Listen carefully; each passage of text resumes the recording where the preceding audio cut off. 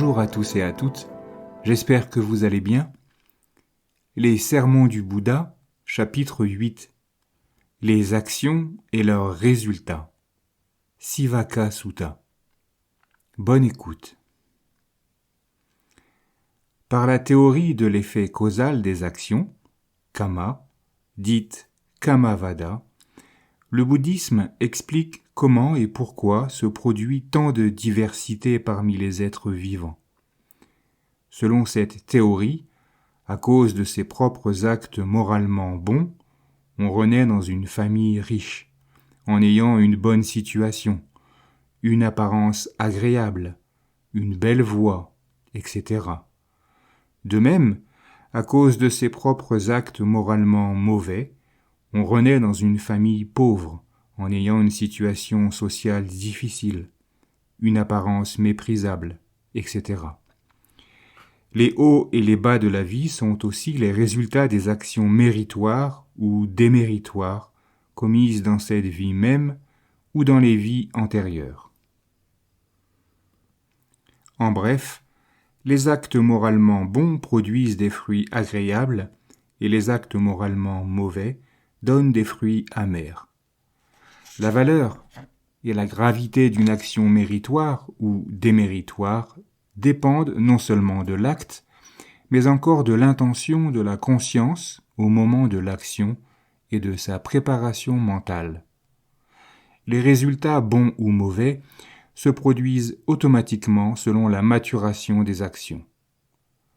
Par une telle théorie, le bouddhisme amène-t-il ses adeptes vers un fatalisme ? Non, entre autres pour 3 raisons.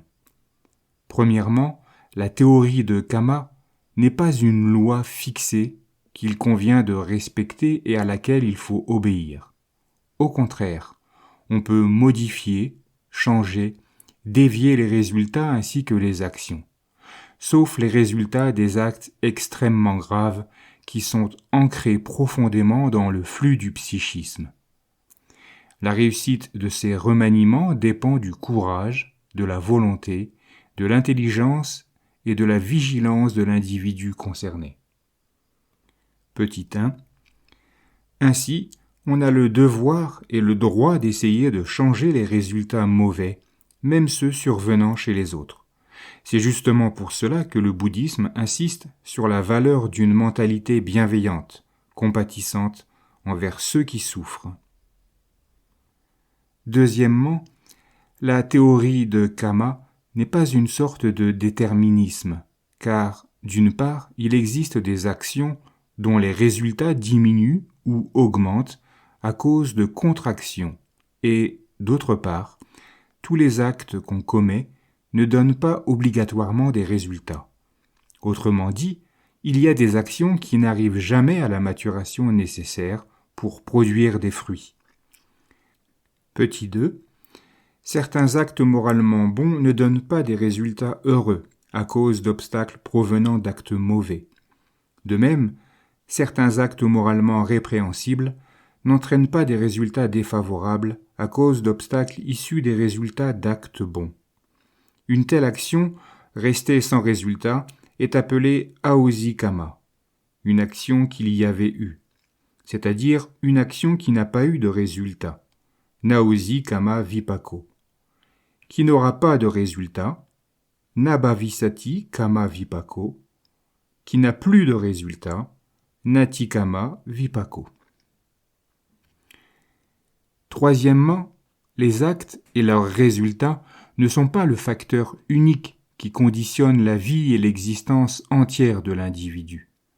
La loi de Kama est seulement l'une des 5 lois naturelles dont les 4 autres sont Utu Niyana, la loi atmosphérique, Bija Niyana, la loi biologique, Dhamma Niyama, la loi physique, Sita Niyama, la loi psychologique.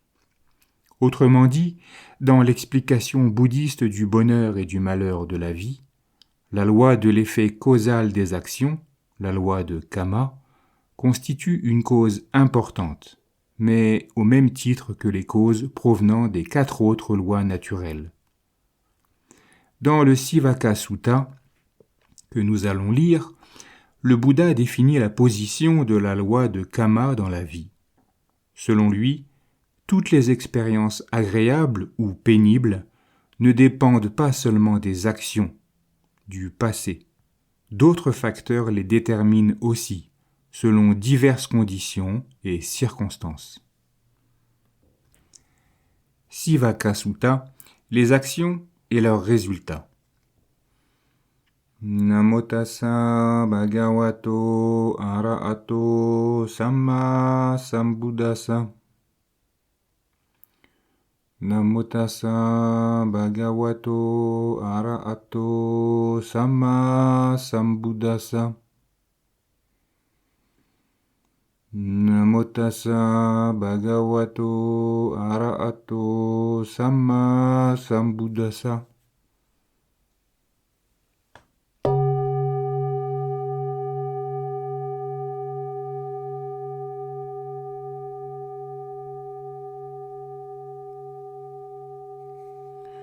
Une fois, le bienheureux séjournait à Kalandaka Nivapa, dans le bois de bambou, près de la ville de Rajagaha.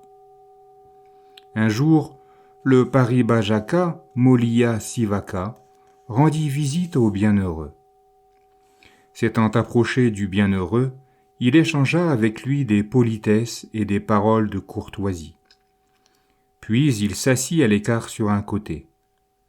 S'étant assis à l'écart sur un côté, le Paribhajaka Molliyaka Sivaka dit au bienheureux : « Il y a, honorable Gautama, des samanas et des brahmanes qui soutiennent cette opinion et disent « Toutes les sensations joyeuses ou douloureuses ou neutres éprouvées par tel ou tel individu dépendent des actions qu'il a commises dans le passé. » À ce propos, qu'avez-vous à dire, honorable Gautama ? Le bienheureux dit : Ô Sivaka, il y a aussi des sensations qui se produisent à cause de la bile. Vous pouvez savoir par votre propre expérience qu'il y a aussi des sensations qui se produisent à cause de la bile. Le fait de l'existence de sensations qui ont la bile pour origine est généralement reconnu par le monde comme vrai. Dans ce cas-là, ô Sivaka, les samanas et les brahmanes qui disent « toutes les sensations joyeuses ou douloureuses ou neutres éprouvées par tel ou tel individu dépendent des actions qu'il a commises dans le passé » vont trop loin des faits qu'on peut connaître par l'expérience personnelle et des faits généralement reconnus par le monde.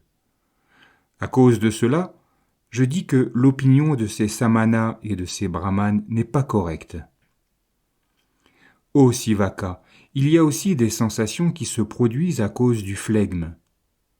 Vous pouvez savoir par votre propre expérience qu'il y a aussi des sensations qui se produisent à cause du flegme. Le fait de l'existence de sensations qui ont le flegme pour origine est généralement reconnu par le monde comme vrai.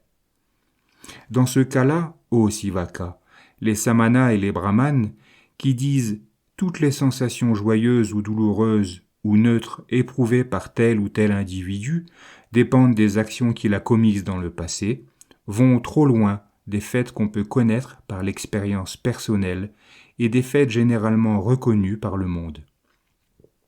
À cause de cela, je dis que l'opinion de ces samanas et de ces brahmanes n'est pas correcte.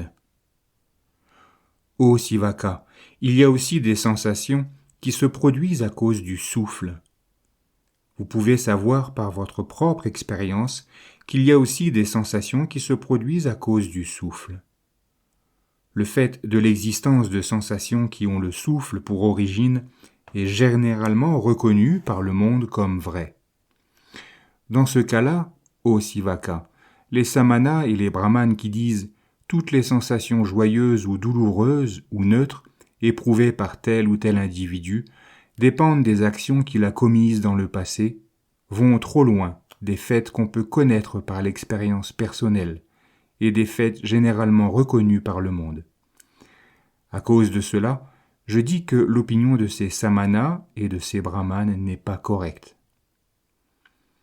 Ô Sivaka, il y a aussi des sensations qui se produisent à cause de l'union des humeurs du corps.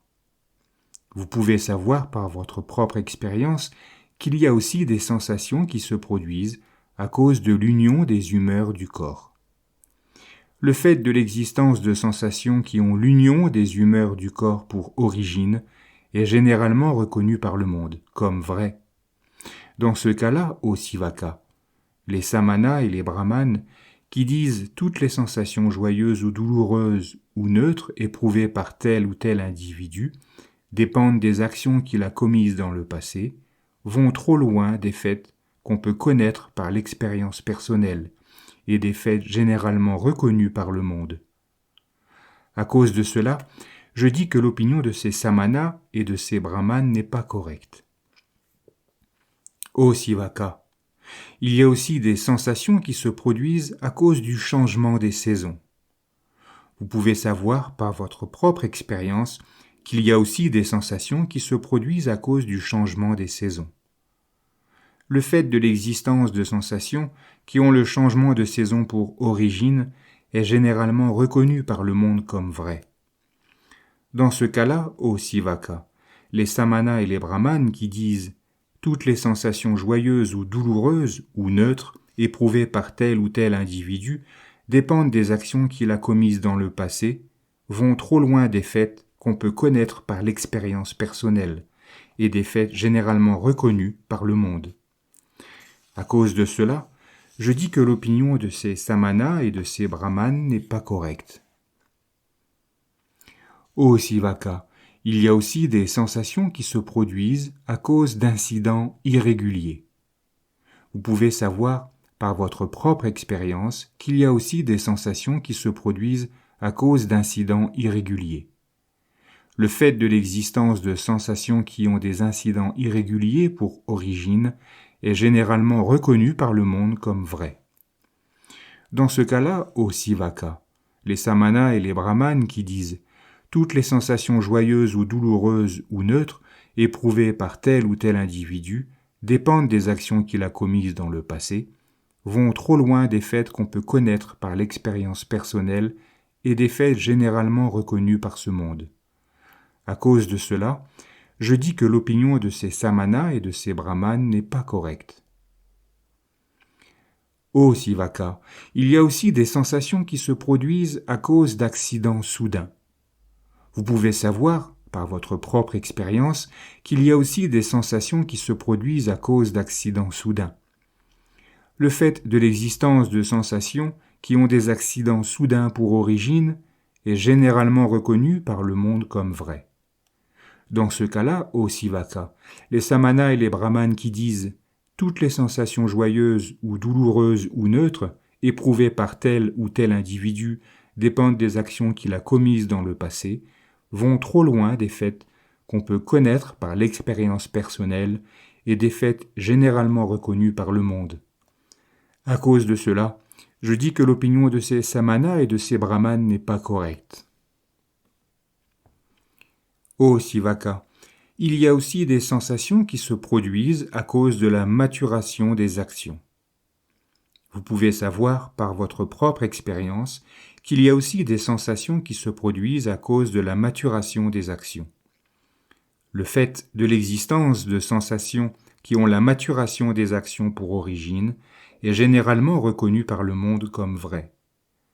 Dans ce cas-là, ô Sivaka, les samanas et les brahmanes qui disent « toutes les sensations joyeuses ou douloureuses ou neutres éprouvées par tel ou tel individu dépendent des actions qu'il a commises dans le passé », vont trop loin des faits qu'on peut connaître par l'expérience personnelle et des faits généralement reconnus par le monde.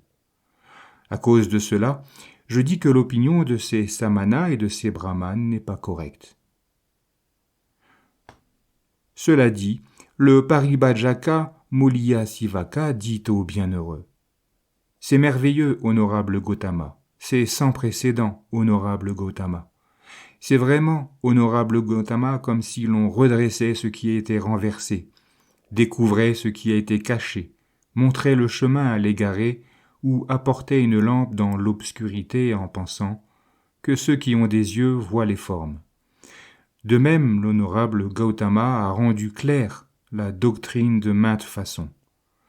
Je prends refuge en l'honorable Gautama, en la doctrine et en la communauté des disciples. Que l'honorable Gautama veuille bien m'accepter comme disciple laïque de ce jour jusqu'à la fin de ma vie.